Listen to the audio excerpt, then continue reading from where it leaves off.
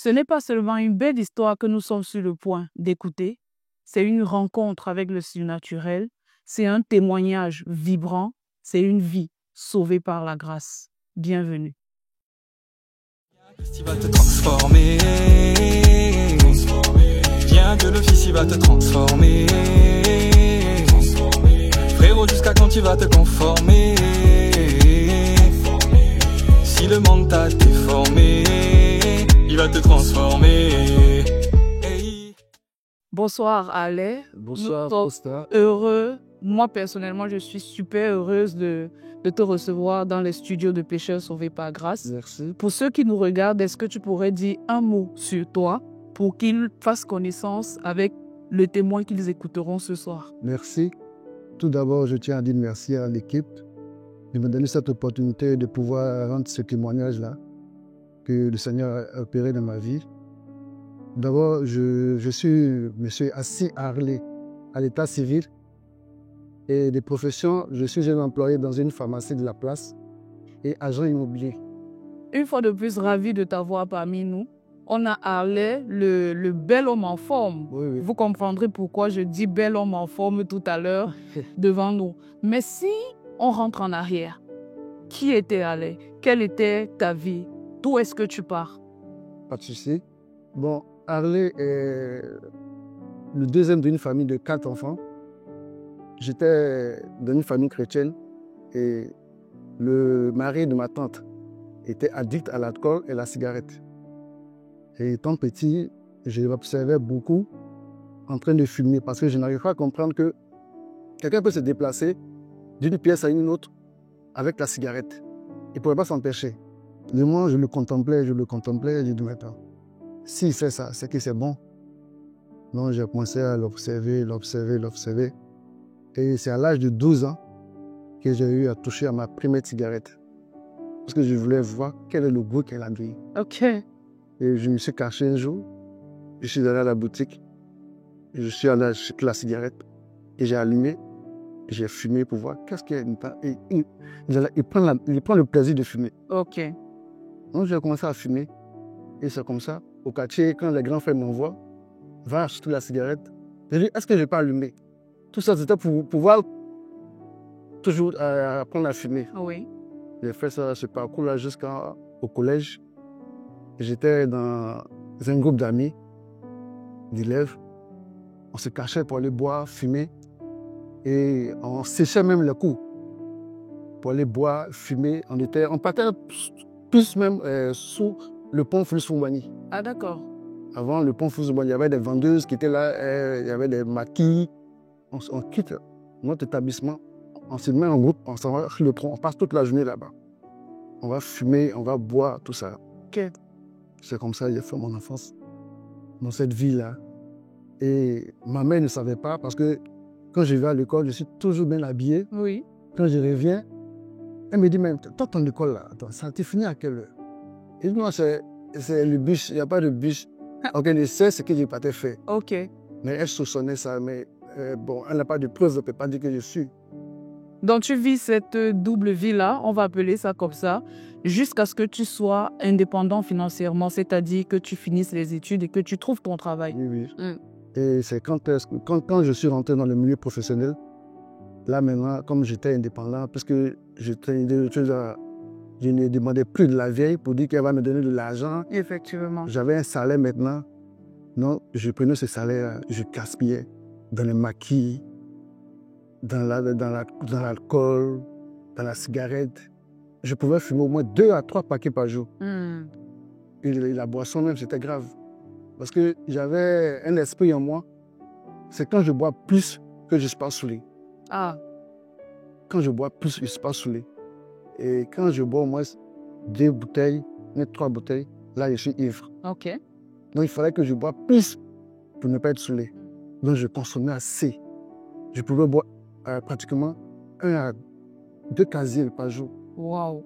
Et tu avais un rythme de vie quand même décalé pour un professionnel. Oui. Chaque matin, avant d'aller au travail, il fallait que je m'asseye au moins dans un maquis, consommer au moins une bière, 2 bières pour rentrer au travail.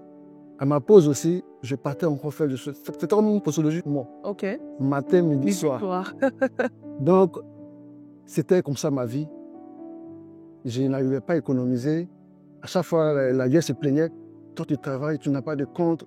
Il faut, ça va aller, c'est encore jeune. Ça va aller, il faut te calmer. Mais j'étais inconscient.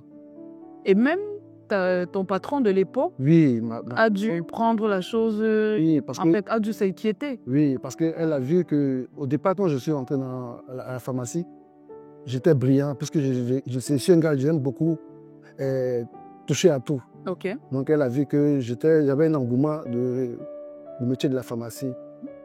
Donc, elle a vu qu'arrivé un moment, 1 à 2 ans, j'ai commencé à bercer.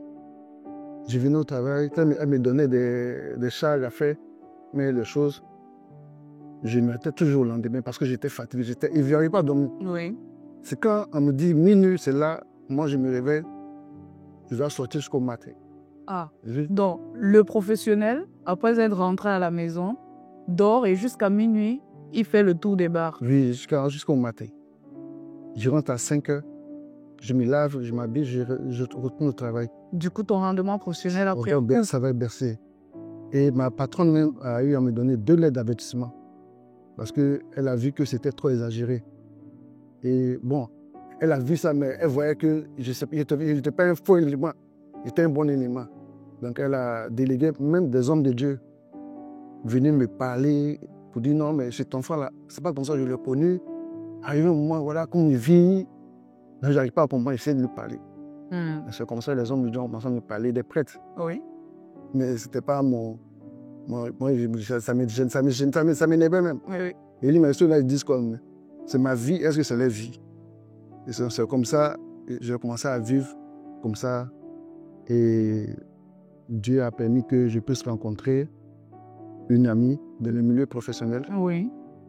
Et c'est celle-là qui me parlait un peu du CFC. Ok. Elle m'a même donné le lien de la radio du CFC. Ah d'accord, le CF, c'est le collectif des frères en Christ. Elle m'a même donné le lien que d'écouter ces jeunes-là, Oui. qu'ils prêchent bien l'évangile. Je dis, mais attends, nous on est parti à l'école, on est parti à l'église aussi, ils prêchent quel bon évangile.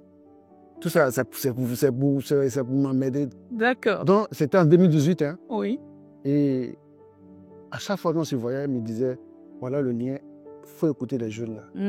Jusqu'à ce jour de ton anniversaire, Oui, où elle décide d'écouter un programme. oui, oui. En 2018, après ça, on ne se voyait plus. Ok. 2 à 3 ans, on ne se voyait plus. Donc, un jour, le jour de mon anniversaire, en 2022, je vois mon portable, je vois sur son appel. Elle m'appelle, elle me dit, joyeux anniversaire. Il dit, ah bon, tu as pensé à moi? Ah, c'est étonnant. En même temps, elle annonçait en même temps dans la communication, je t'invite à Wasakara, Oui. que le CFC a ses moments de prière là-bas. Est-ce que tu peux venir? Je dis, bon, comme tu as pensé à moi le jour de mon anniversaire, je vais te faire plaisir de revenir quand même. De venir voir qu'est-ce qu'il y a là-bas. Parce que tu m'emmènes à ce genre de choses. Donc ça, je ne vais pas dire ça ouvertement, j'ai dit ça dans mon cœur. Oui. Et je suis arrivé. Tellement j'étais désintéressé, je vous assure, et je quittais à Makori jusqu'à le Pougon, en sandales. Tellement ça me disait rien, je dis, je vais aller faire quoi là-bas, puis je vais bien m'habiller. Oui. C'est pas te parler, écouter, alléluia, amen, alléluia, amen. Non, c'est mieux. Moi, j'étais habillé comme ça, comme je voulais. Arrivé là-bas, on m'a mis devant. On m'a fait asseoir devant. Moi, pour moi, c'est un grand prédicateur qui va venir. Ouais. Il va venir, il va être un fou. Donc, je suis assis, je vois un jeune qui rentre. Oui. Et dit, ah non, dans mon cœur, je dis, mais il pas me dire quoi. J'étais là, et j'écoutais. Et le thème qu'il a abordé, c'était la bonté du cœur.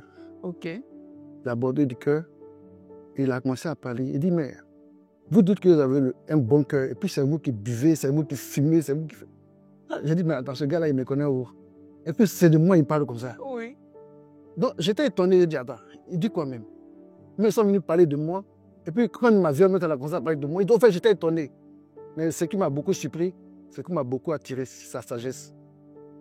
Il avait une très grande sagesse, et cette sagesse, ça m'a attiré. J'ai dit, mais attends, un jeune comme ça qui a une sagesse, Non, donc c'est cette sagesse-là qui m'attirait. Ok. Donc, j'ai commencé à... Quand on a fini la prédication du jour, j'ai dit à ma camarade là, donc chaque dimanche, je fais ici. Elle dit, tu es tombé dedans. Elle dit, tu es tombé dedans. Il dit, en bas, je suis tombé dedans. Au fait, réellement, je suis tombé dedans à cause de la sagesse. C'est la sagesse qui m'a beaucoup attiré. Ok. Donc, chaque dimanche, je venais écouter cette sagesse-là. Ok. Donc, je me laissais le dimanche. Chaque dimanche, je venais, j'écoutais. Mais j'ai commencé à être convaincu du péché dans cette sagesse-là. Et à chaque fois qu'il prêchait, je sentais que je vivais une mauvaise vie.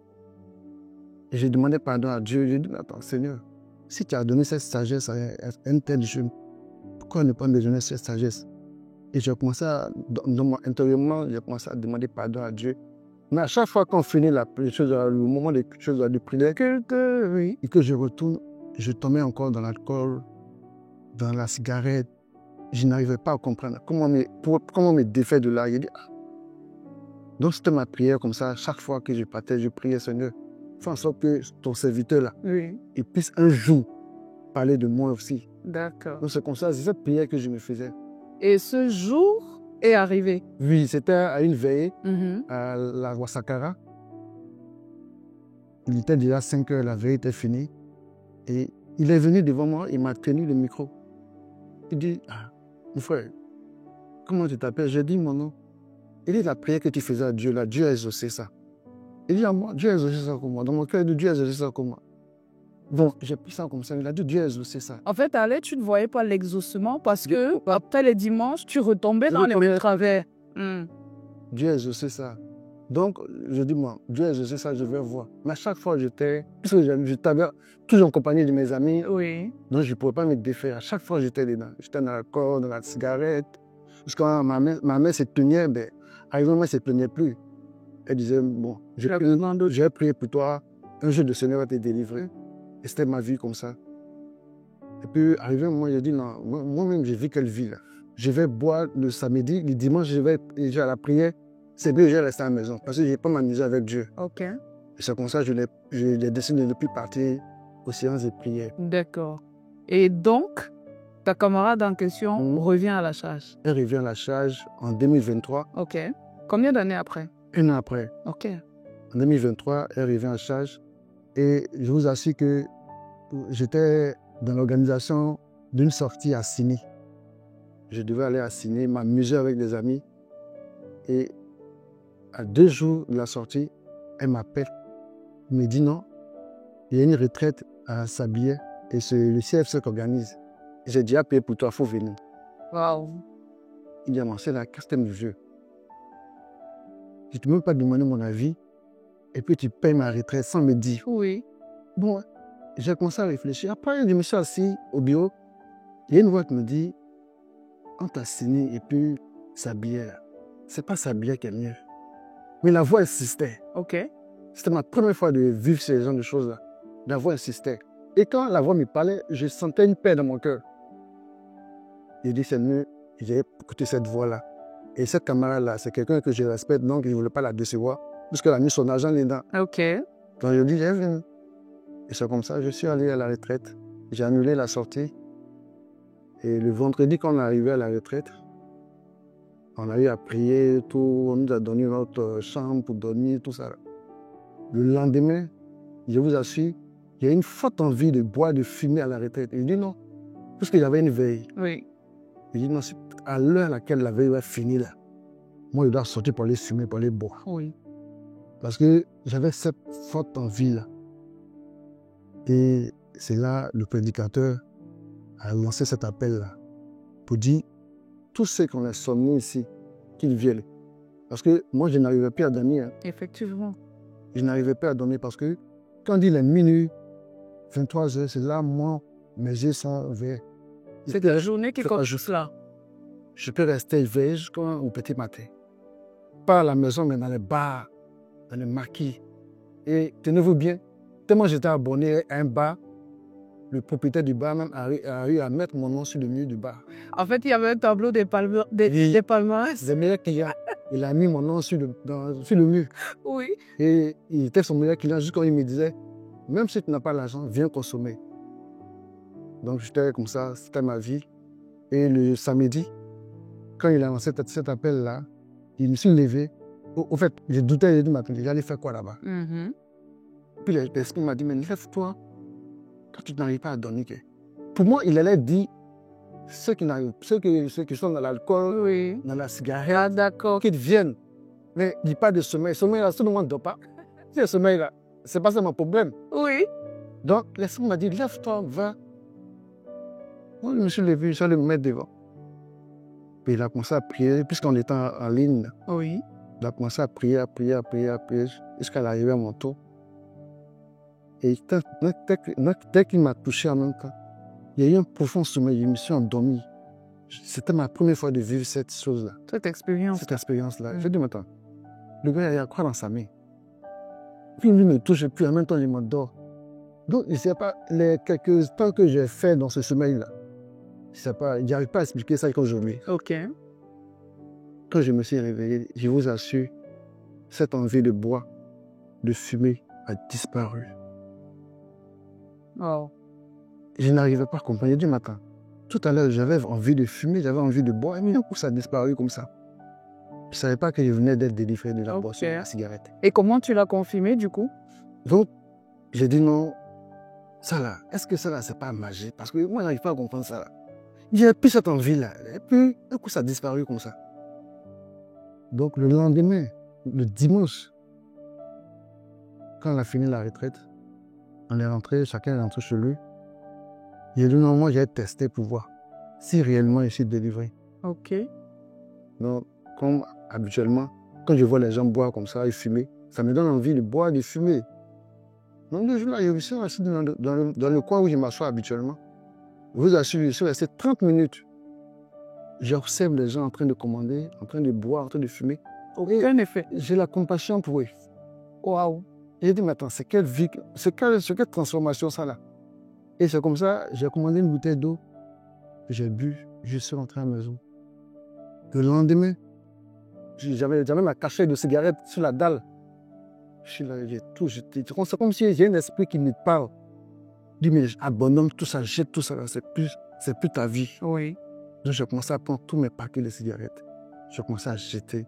Tous mes briquets, j'ai commencé à jeter. C'est comme ça que ma vie a changé. Et puis tu es retourné au bar. Au bar, je suis retourné encore au bar. Et j'ai dit au propriétaire du bar que moi, je ne suis plus dans l'alcool, je ne suis plus dans la cigarette. Il dit non, toi aussi, attends. Toi, allez, toi, comme ça, là, tu n'es plus dans la voie. Toi, ça depuis quelques jours. On te connaît. Habituellement, tu nous dis ça ici. Oui. Quand tu es malade, tu dis, là, je suis sûr que tu es malade. Il dit non, je ne suis pas malade. C'est ma première fois de prononcer le nom de Jésus. Ah, d'accord. Parce que tu as confessé Christ auprès de ceux... Ok. Il dit, Jésus m'a délivré. Il dit, arrête ça, toi, on te connaissait. Depuis le temps, tu parles de Jésus. Il dit, Jésus m'a délivré. Et je n'avais plus à avoir cette envie de boire. Et tu t'es pas limité à confesser Christ chez ce gestionnaire de bar là? Tu l'as fait avec tous tes camarades, avec qui... Mes amis, parce que j'avais un ami avec qui je buvais beaucoup. Lui, il est à Daloa. Dès qu'il est à Abidjan, c'est moi et lui. On peut passer toute la journée, tout le week-end ensemble. Oui. Et dès que j'ai reçu cette délivrance, je l'ai appelé. Je lui ai dit, non, Keita, moi, je suis délivré. Hein. Moi, je ne bois plus l'alcool, je ne fume plus. Il dit, tu moi. On se connaît ici. Toi, tu as pu boire. Toi, allez. Non. Et toi, je ne bois plus. Et il ne croyait pas. Il avait dit me tester. On est resté là. Il m'a invité. Je suis parti. Il était assis. Le lendemain, j'avais cru à la MSA. Je voulais lui montrer que réellement, je suis délivré. Mais il ne croyait pas. Il a commandé. Il dit, tu commandes quoi? Je commande de l'eau. Il dit, bon, toi, tes bêtises là. J'espère que tu n'es pas en train de t'amuser. Donc, on arrivait quand à 23h, parce que c'est notre heure de sortie. Ok. Je dis que le lendemain, je dois que je vais te laisser. Oui, tu m'as laissé seul ici. Il dit, moi, je vais à l'église. Et depuis là, il m'appelle pasteur aujourd'hui. On t'a dit quand même que c'était la preuve d'une délivrance de 8 ans d'addiction. 8 ans d'addiction. Waouh. 8 ans d'addiction, ça m'a beaucoup fatigué. Ok. Et le Seigneur m'a délivré de là. Et ce miracle, c'est ce que j'ai appelé tout à l'heure miracle, a créé une soif en toi, le désir de passer par les eaux du baptême. Qu'est-ce que tu t'es dit quand tu soupirais après les eaux du baptême? D'abord, quand j'ai eu cette délivrance-là, il y avait une soif en moi. Parce que je vous raconte une anecdote. Le jour où on a eu à faire la prière où j'ai reçu ma délivrance, le lendemain, j'étais le premier à me réveiller dans le centre. J'étais traumatisé Oui. de vivre cette vie-là, où il y a un changement brutal comme ça. Donc je suis allé dans la salle où j'ai eu ma délivrance, où on a fait la prière. Oui. Et j'ai trouvé Papa Folie. OK. Je l'ai trouvé en train à prêter les appareils. Ajouter les appareils, oui. Je lui ai dit, excusez-moi tonton, est-ce que je peux vous aider? Je veux servir le Seigneur. Et je m'a dit non, calme-toi, va doucement, va doucement. C'est moi qui va se rappeler. Oui. Parce que j'étais trop zélé. Il dit non, je veux servir le Seigneur. Il dit mais attends, calme-toi, va doucement. En fait, je n'arrivais pas à... Donc, en fait, Alain, ce que tu t'es dit, c'est si ce Jésus a pu me délivrer de 8 ans d'affliction, pourquoi ne pas le suivre? Pourquoi ne pas le suivre? C'est comme ça que j'ai décidé de me baptiser. OK. Et je vous assure, j'ai poursuivi celui qui fait les baptêmes. Oui. Parce que je dis, moi, je veux me baptiser. Je n'attends pas qu'on me prêcher. Ce qu'il y a vécu là, c'est plus que prédication. Amen. J'ai vécu un miracle. Donc, il faut que je me baptise. OK. Et j'ai été baptisé à 22h. Wow. 22h. Et donc, j'ai l'emmerdé. Oui, j'imagine. J'imagine. Et donc, après ce baptême, il y a quand même, quand nous lisons la parole, on dit la renommée de Christ se répandait. Mais toi, c'est ton environnement qui a commencé à répandre ta renommée, à commencer par ta maman. Oui, à commencer par ma mère, qui était surprise parce qu'elle ne me voyait plus fumer. Oui. Elle ne me voyait plus sortir. Elle était étonnée. Elle était étonnée, elle dit, mais Tom, toi, tu es rentré où, puis tu as changé comme ça. Puis je lui ai dit non, que je suis dans la retraite. Mon ami là qui a payé ma retraite. Et tellement elle a vu mon changement, je lui ai fait la proposition que la cellule vienne à la maison. OK, une cellule de prière. Elle dit, si ça vient de toi, j'accepte. Parce que je suis étonné de ton changement. Et la vieille commence à raconter à ses amis. Je mon fils là, son Jésus qu'il adore, elle est rapide. Hein? Il fait, et donc quand elle voit que ses amis sont, leurs enfants sont dans certaines choses, elle dit, allez dans l'église de mon fils là, Jésus là, est rapide là-bas, que mon fils a changé brutalement. Oui. Et elle est fière, elle est très contente. Et il y a le gestionnaire de bar, tu vas raconter ça en privé là. Oui, il a enlevé mon nom et jusqu'aujourd'hui, il est choqué. Il est choqué. Parce qu'aujourd'hui, quand il a les soucis, c'est moi qu'il appelle pour pouvoir lui donner des conseils. Parce qu'il a vu que j'ai changé carrément de vie. Oui. Et à chaque fois que je l'appelle, je lui parle de Jésus. Mais ce que je voudrais quand même que tu fasses ressortir, c'est cette phrase qu'il te disait, tu es entré dans quoi? Je suis entré dans quoi? Et à chaque fois, il me dit ça, que tu es entré dans quoi? Donc moi, je l'invite, il n'a pratiquement pas le temps. Il dit, un jour, tu auras le temps. Un jour, tu auras le temps parce que le Seigneur a besoin de toi. Ah, magnifique. Il a besoin de toi. Une très belle histoire que tu viens de nous raconter là. Et donc, depuis que tu es passé par les eaux du baptême, qui est allé? Parce que tout à l'heure, je disais bien, on a parlé de toi avant. Oui. Aujourd'hui, depuis que tu as rencontré ce Christ qui a opéré ce miracle dans ta vie, qui est-ce que tu deviens? Bon, je suis devenu une autre personne. Aujourd'hui, je vous assure que j'arrive à économiser ce que je ne pouvais pas le faire auparavant. Et ma vie a changé. J'ai carrément une vie de prière, une vie de méditation. Je ne sors plus comme avant. Et mon entourage, j'ai tout abandonné. Ah oui, il faut quand même qu'on parle de ça. Il y a un gros point de discipline que tu as dû mettre sur pied. J'ai abandonné tout mon entourage. Je suis frère de... Jésus m'a donné une nouvelle famille. Et je suis beaucoup dans la communion fraternelle avec tes frères-là. Et c'est cette communion fraternelle-là qui m'a donné plus de force à pouvoir me maintenir jusqu'à ce jour. Jusqu'à ce jour, on parle de combien de temps d'abstinence, si on peut appeler ça ainsi? Bon, ça veut dire depuis l'année 2023 jusqu'à aujourd'hui. Waouh, magnifique. Jusqu'à aujourd'hui. Et je sais que ceux qui nous regardent comme moi ont quand même cette question-là à la bouche. Sur le plan professionnel, est-ce que ça va? Qui es-tu? Est-ce que tu es revenu? Non, ça, à ce moment-là, je suis monté à un niveau parce que je suis redevenu ami à ma patronne et on a commencé à avoir de bons rapports. Parce qu'avant, c'était chien et chat. Qu'elle est dans son bureau, moi, je suis de l'autre côté. Parce qu'on ne voulait pas se sentir. Oui. Chaque fois, elle m'appelait pour me gronder. Mais maintenant, quand elle arrive au bureau, si elle doit appeler une personne, c'est moi. Parce que quand je suis avec elle, ne fait que parler de la parole. Elle aussi m'enseigne la vie. Je suis devenu comme meilleur enfant. Et sur le plan professionnel, le rendement est au beau fixe. C'est au beau-fils. Ok, Au beau-fils. super. Parce que j'ai eu à faire des formations, tout ça. Ok. Magnifique histoire que tu viens de nous raconter là, Harley. Comme je disais à l'entente de mon propos, c'est en fait une rencontre avec le surnaturel que tu as vécu. C'est un miracle qui a vraiment bouleversé ta vie. Merci d'avoir partagé ce pan de ton histoire avec nous. Ce que Dieu fait pour l'un, il peut le faire pour tous. Si cette histoire a touché votre cœur, sachez que la grâce est disponible pour vous aussi.